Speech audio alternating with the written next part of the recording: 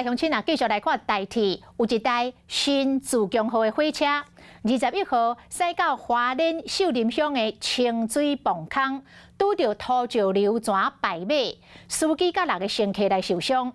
台铁的员工来指控讲，根据着监视器的画面，伫个代志发生前的19分钟，就翕到土石流冲起的铁轨路顶，但是监测人员拢无启动通报，质疑这根本就是人为的事故。台铁是来反驳，讲发生事故迄个地点的监视器，并不是路桥的警告系统，迄是用来监测到水的镜头。因为当时的雨量并无达到警戒值，所以无通报。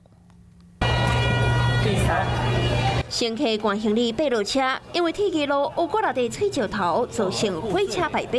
原来泵坑口互土石流动力。前面有脱轨哦。21号下晡，台铁新自强号撞着土石流，伫花莲清水泵坑败马。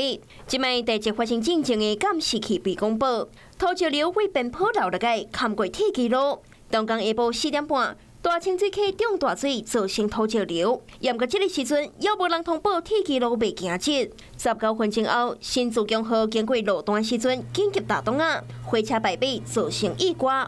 台铁员工就质疑监测人员人伫对。发生土石流到出了事故。总共足足有接近20分钟的时间，系统的观看人员他是专职人员，这20分钟到底人在哪里？台铁花莲公路段在管理是否出现了重大的问题？当天落雨了后，溪水中大水造成土石流，新自强号经过就发生意外，造成7个人受伤。严格负责监控的值班人员，哪会无发现故样？他们有建构了一套完整的监控系统24小时以内，荧幕上如果发现到轨道上的一些障碍物，都必须及时的去通报台北的行控中心。19分钟内拢无人通报，火车出意外，敢是人为所失。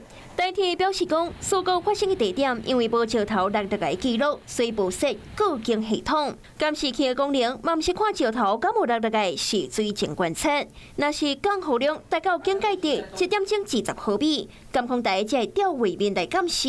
是讲当天的雨量敢若1毫米，也未达到标准。及时监控，要当互值班人员阻止意外。花莲地震了后，土石流挡路的状况一直在发生，台铁恐惊就爱想办法应对。